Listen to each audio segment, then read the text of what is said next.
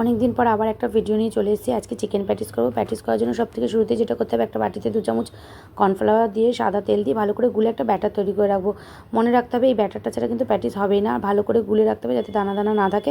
এটা 5 মিনিট রেস্টে রেখে দিয়ে এদিকে আমি স্টাফিংটা করতে চলে এসেছি। কড়াইতে তেল দিয়ে তাতে পেঁয়াজ কুচি, কাঁচা লঙ্কা কুচি, আদা রসুন বাটা, নুন, জিরে গুঁড়ো, ধনে গুঁড়ো, গরম মশলা গুঁড়ো, গোলমরিচ গুঁড়ো সমস্তটা দিয়ে দেবো। একে একে দিয়ে দেওয়ার পর দিয়ে দেবো টমেটো কেচাপ আর আদা রসুন বাটাটা একটু দরদরা করে বাটবো। একদম মিহি বাটলে কিন্তু খেতে ভালো লাগবে না। এদিকে চিকেন আর আলুটা সেদ্ধ করে রেখেছিলাম, সেটাও দিয়ে দেবো। আলুটা একটু ম্যাশ করে দেবো আর চিকেনটা হাত দিয়ে ছিঁড়ে ছিঁড়ে দেবো। আলুটা দেওয়ার কারণ বাইন্ডিংটা ভালো হয়। যাই হোক, স্টাফিংটা রেডি হয়ে গেছে। এবার এদিকে চলে এলাম, ময়দা মেখে 7টা লেচি কেটে নিলাম। 7টা লেচি কেটে এবার একে একে রুটি করে নিচ্ছি। 7টা লেচি রুটি যে করবো একটু খেয়াল রাখতে হবে, রুটিগুলো যতটা পাতলা বেলা যায় ততটাই পাতলা বেলবো। প্যাটিসের ক্ষেত্রে সেটা সুবিধা হবে। একটার পর একটা রুটি বেলে তার উপর ময়দা ছিটিয়ে ছিটিয়ে রেখে দিয়েছিলাম। এইবার 7টা রুটি বেলে নেওয়ার পর একটু মন দিয়ে দেখতে হবে, প্যাটিসের এই জায়গাটাই হচ্ছে একটু গুরুত্বপূর্ণ। এখানে রুটিগুলো একটা একটা করে রাখবো, রেখে তার ওপর অয়েল ব্রাশ করার মতন অয়েল ব্রাশ দিয়ে বা চামচ দিয়ে যে আমি কর্নফ্লাওয়ার সাদা তেলের গোলাটা গুলিয়ে রেখেছিলাম সেই প্রলেপটা ভালো করে মাখিয়ে নিতে হবে, কোনো জায়গায় যেন ফাঁকা না থাকে। একে একে 7টা রুটির একটার পর একটা রুটিতে মাখানো হবে, তার উপর একটা করে রুটি রেখে দেওয়া হবে। এইভাবে 7টা রুটি দিয়ে একটা স্তর গুলিয়ে গুলিয়ে দিয়ে রুটিগুলো রাখা হবে।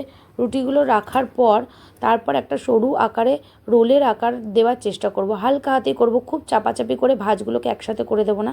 ভাঁজগুলো একসাথে হয়ে গেলে প্যাটিসের আকার হবে না, সুন্দরও হবে না।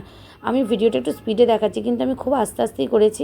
সুন্দর যখন রোলের মতন হয়ে যাবে, রোলের মতো হয়ে যাওয়ার পর ছুরি চাকু দিয়ে একটা ছোট ছোট করে লেচি কেটে নেব।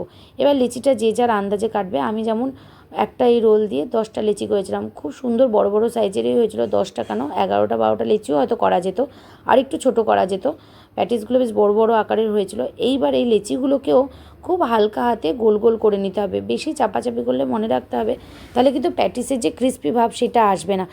আমি ভিডিওটা স্পিডে দেখিয়েছি, যাই হোক আগেই বলেছি।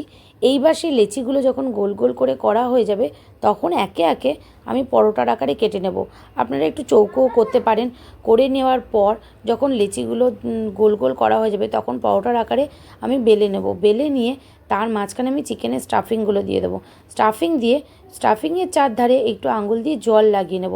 আমি কিন্তু জলটা ময়দার লেচিটা যে রুটিটা বেলেছি তার চারধারে দিইনি, কারণ জলটা শুধু চিকেনটা যাতে বেরিয়ে না যায় তাই তার চারধারে হালকা করে লাগিয়ে নেব।